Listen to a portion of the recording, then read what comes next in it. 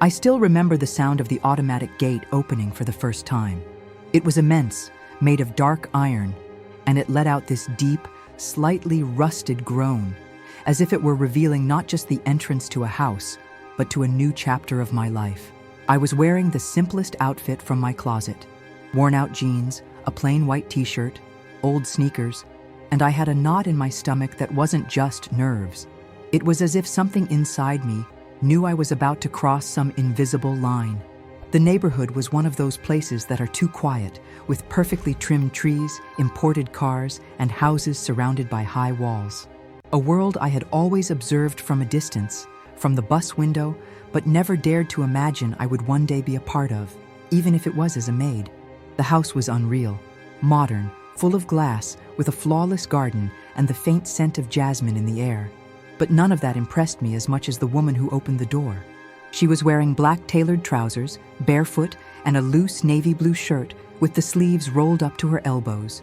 Her brown hair fell loosely over her shoulders, and she had an indecipherable expression, like someone who observes the world with a mix of weariness and curiosity. "You must be Marina," she said, and my name on her lips sounded like music, even though it was spoken neutrally. "Yes, I am," I replied, trying to smile, but my voice wavered a bit. It was hard to keep my composure when her gaze just seemed to cut right through you like that. She invited me in, quickly showed me where things were, the cleaning schedule, what she expected of me, the basics. But I was no longer hearing everything clearly. I could only focus on the way she moved. She had a calculated, almost rehearsed calm. And I didn't know it yet, but behind that light step was a soul in ruins. And maybe that's what drew me to her from the very start. In that first week, our contact was minimal. She worked from home, locked away in a glass office overlooking the pool, always with headphones on, as if she were escaping the world. I did my work in silence, organizing, cleaning, trying not to seem like an intruder in her perfectly solitary universe. But at certain moments, our eyes would meet, and I swear, as much as it might have been in my head, there was something there, a hesitation, a jolt, as if she didn't expect to feel what she was starting to feel too. Sometimes I would hear her laugh to herself during a call, and it would spark a strange warmth in my chest. It wasn't envy, it was a kind of longing, a longing for something I'd never had, but that felt so close. And the more I tried to distance myself emotionally, the more my heart did the exact opposite. I started noticing the details. She didn't sleep well. There were dark circles under her makeup. She would forget to eat lunch. She would cry in the dead of night, and the whole house seemed to hold its breath with her. And there I was, getting more and more involved, without even understanding why.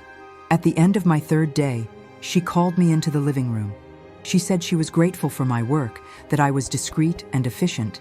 But then she asked something that caught me completely off guard. "Do you believe in instant connections, Marina?" I froze. That wasn't a normal question. It felt like an emotional trap, or a key turning a lock inside me. "I do. I think so," I answered. She smiled, but it was a short smile, the kind that says, "Me too," without needing the words. After that, everything changed subtly. She started waiting for me with coffee ready in the kitchen. She began asking about my life. She wanted to know my favorite dish, my favorite book, about my childhood. And foolishly, I started handing over pieces of myself, as if it were safe, as if her heart wasn't a house full of closed doors. But there was something in that exchange that felt too real to be just friendship. I saw the way she would lightly touch me when she passed through the room, the way she would say my name softly, as if testing out a secret.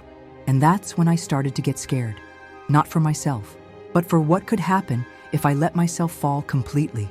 And if you've ever experienced something similar, you know how it is. You feel yourself falling in love before you even understand what's happening. It wasn't a choice. It was a slow surrender, like water seeping through invisible cracks until it fills everything. I just didn't know yet that this love would come at a price, and that she, too, carried a story that could tear us apart forever. If you've also lived an unexpected love, comment below with a heart. I'll return them all. And take a moment to subscribe to the channel. There are a lot of real, intense, and emotional stories coming your way. Are you with me? The day it all started to spiral out of control seemed ordinary. I had arrived early as always, put my backpack in the small room out back, put on my apron, and went straight to the kitchen. The smell of fresh coffee already filled the air, mixed with her floral perfume, that delicate woody scent that clung to the curtains even after she left the room. But that morning, she was different, lighter, her eyes less heavy. She was wearing a light linen dress, and her hair was up in a loose bun with rebellious strands escaping. When she saw me, she smiled as if she'd been waiting. "Sit with me for a bit before you start?" she asked. And I didn't have the strength to say no. We sat there, side by side on the cold marble countertop, with 2 steaming mugs between us and the distant sound of birds filtering through the house's glass panes. She started talking about her mother, how she had been strict, distant, how she never forgave her for being different, and that, ever since, she'd had trouble trusting, letting go, loving. "There are things we hide even from ourselves, aren't there?" she said, staring into the bottom of her cup. I stayed silent, but my throat was burning. The urge to touch her hand was almost physical. I found myself saying, "I hide things too." And in that instant, she looked up. Our eyes met. And there, in that tense electric silence, something broke inside both of us. It was as if all the time we had spent trying to avoid this had simply evaporated. She moved closer, slowly, fearfully. I felt my heart pound as if it wanted to escape my chest, but I didn't run. We were so close that the air felt thin. And then, she pulled back, with a rushed apology and frightened eyes, as if she'd just committed a crime. "I'm sorry, Marina. I got confused. This shouldn't be happening." I didn't know what to say. I just nodded and went to the laundry room, trembling. But inside, it was already too late, far too late. In the days that followed, she grew colder, polite but distant. She went back to locking herself in the office, avoided our moments in the kitchen, and sent texts instead of calling for me in person. And I understood. I understood she was fighting against what she felt, that there were invisible walls between us, built of guilt, fear, and shame. But even so, my heart insisted, because the love that's born in silence is the most dangerous kind. It grows without fanfare, feeds on subtle gestures, and blooms in the pauses between words. I dreamed about her almost every night, dreams where we were somewhere else, far from everything, where nothing stopped us from just being. And I'd wake up with a wet pillow, a tight chest, and the bittersweet taste of an impossible love.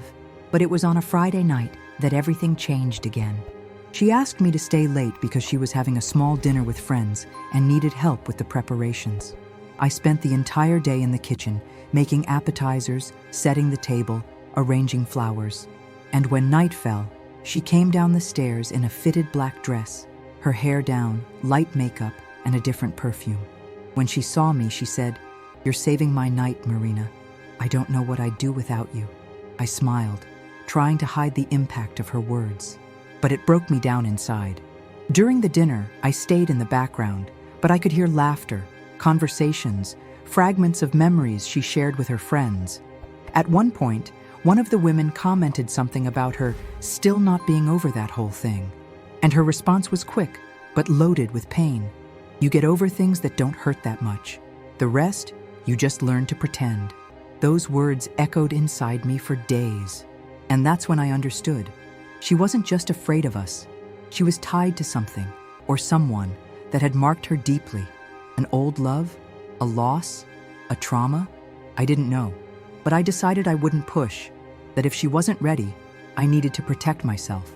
I deserved to be loved without so much resistance, too. So, on a Monday, I left a letter in her room before I left. I didn't confess my feelings. I just said that sometimes you can feel when something beautiful is trying to be born, but fear kills it before it even has a chance to bloom. And that if she ever wanted to talk, I would be ready. It was the hardest thing I'd ever done. 2 days later, she texted me, asking me to come back. She said she didn't want a replacement. She wanted me. That the flowers didn't smell the same, the coffee wasn't the same, that the house was empty. And that maybe she wanted to try to understand this feeling. My heart leaped. But along with the joy came panic. What if she left me again? What if I got hurt trying to love someone who didn't know how to let herself be loved? If you've ever been afraid to give yourself to someone because of the past, comment with "I get it." And if you're enjoying this story, don't forget to like the video and tell me in the comments what you would do in my place. On the day I returned to her house, everything looked the same, but nothing felt as it was before. The door opened with the same iron groan. The smell of jasmine was still in the air. The furniture was in the same place. But there was a different kind of silence. A silence that wasn't heavy. It was as if the air itself was paused, waiting to see what would happen next. When she saw me, she didn't smile right away. She just took a deep breath and said, "I read your letter so many times. Every sentence felt like it was pulled from inside me. Even though you don't know half of my story." A chill ran up my spine. I wanted to run to her, hug her, tell her everything was okay, that the past didn't matter. But I held back, because a part of me knew that this time, she needed to be the one to take the first step, and she did. She invited me to sit, placed 2 glasses of wine on the veranda table, and began to talk.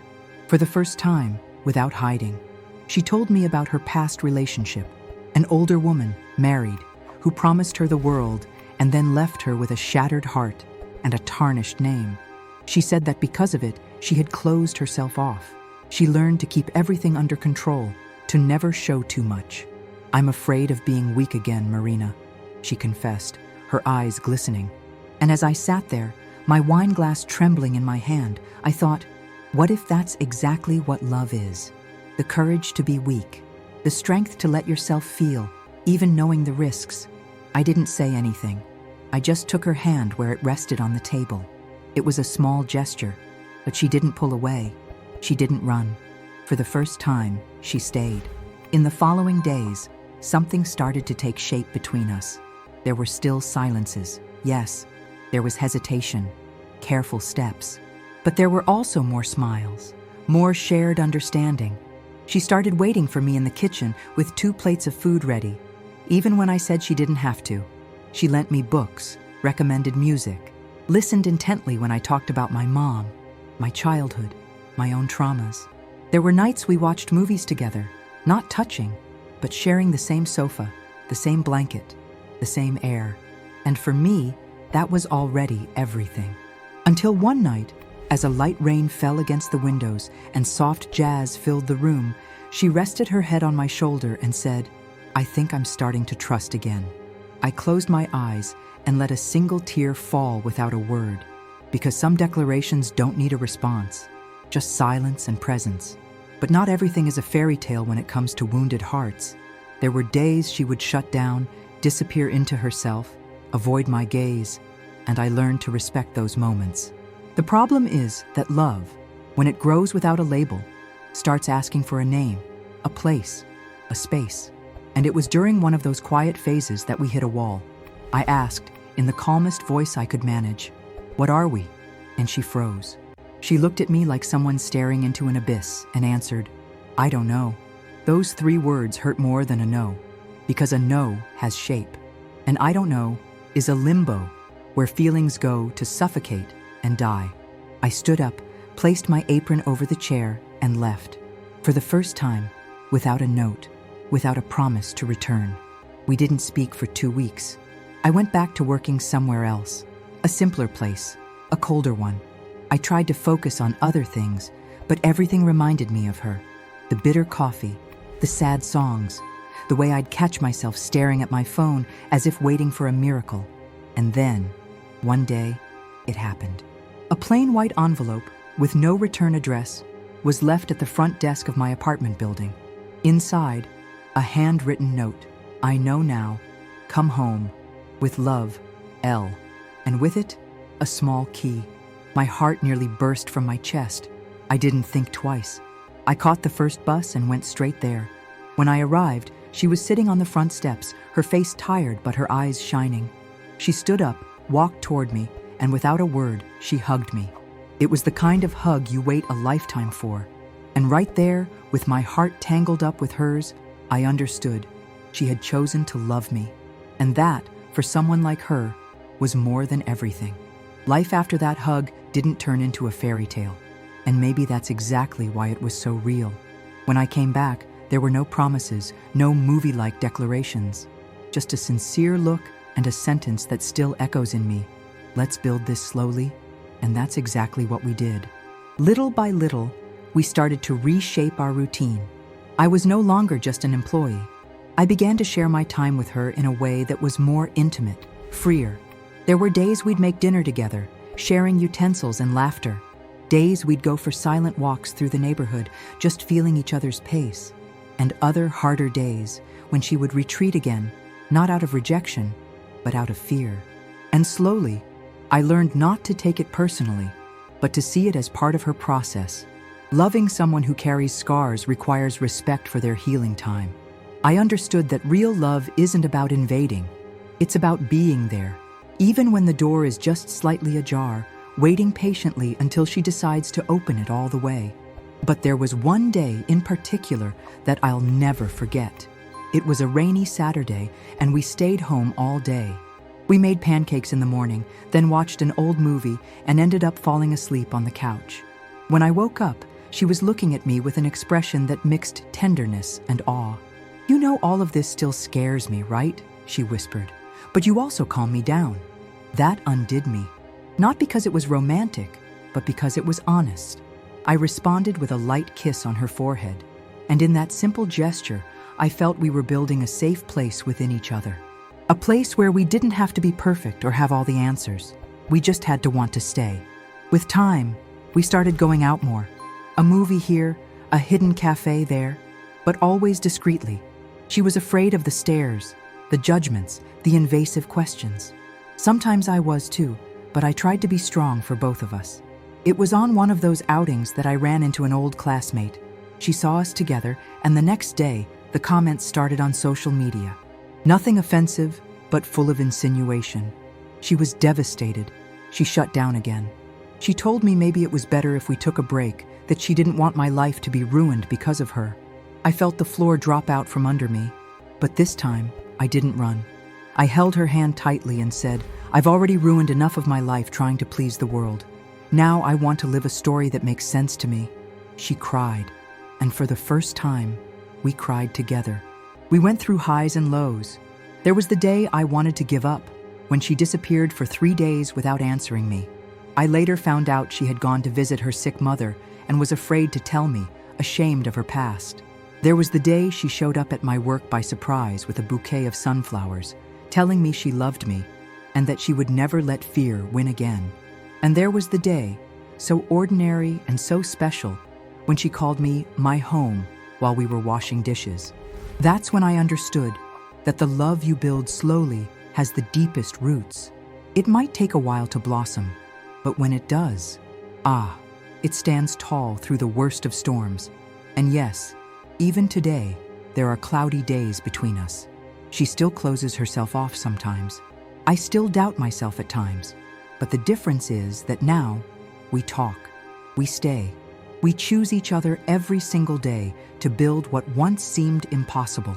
We discovered that love doesn't have to be grandiose to be true.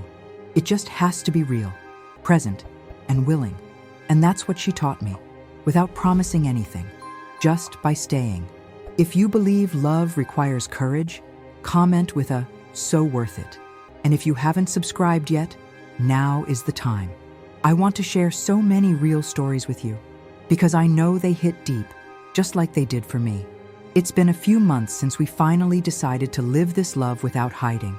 And I confess, even with all the difficulties, it's the most beautiful decision we've ever made. It wasn't easy to get here. We faced fears, silences, insecurities, sideways glances, and even judgment from our own families. But at the end of every storm, we always chose to come back to each other. And maybe that's the most beautiful thing about love between two women. It's born from the courage to be who you are, and it grows when you allow yourself to be seen with all your imperfections. Today, when I look in the mirror, I see someone who has learned to respect herself, who understands that true love doesn't diminish you. It expands you. It welcomes you. It holds your hand even when you're broken and says, "Stay. I'm not perfect either, but I want to try with you." There was a moment that marked this new cycle. A Sunday lunch, just the two of us, in the backyard, with sunlight filtering through the tree leaves and the soft sound of French music in the background. She was chopping tomatoes on the stone counter, barefoot, and I was just watching. And suddenly, she stopped, looked at me, and said with that serious, calm tone I knew so well, "You know I love you, right?" It wasn't dramatic. It wasn't a movie scene. It was just true, like someone finally understanding what had been kept inside their chest all along. I smiled. I didn't cry.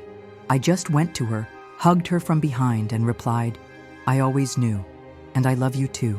We stayed like that, holding each other, while the pot on the stove boiled forgotten. And the world could have stopped in that instant, and it all would have been worth it.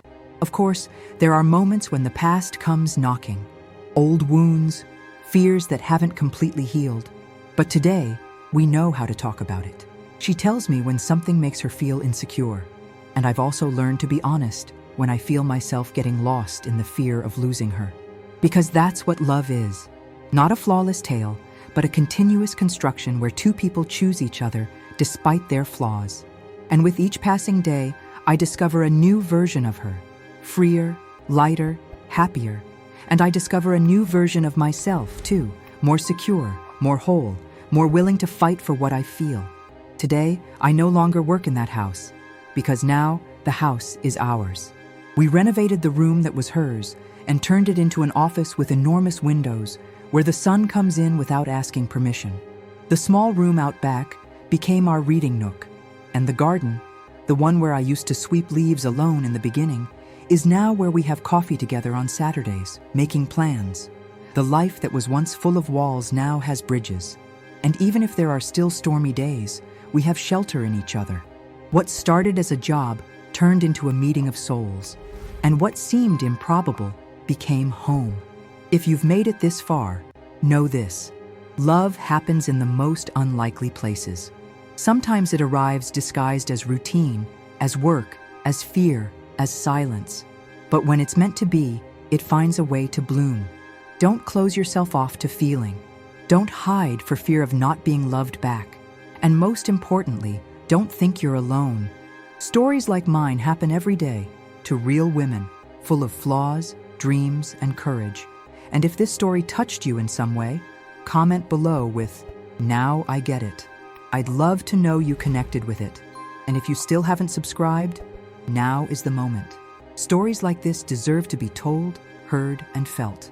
Because together, we create a space where love is free, true, and possible. Subscribe. Share this video with someone who needs to hear this today. And stick around. There's so much more to live. And who knows, to love, too.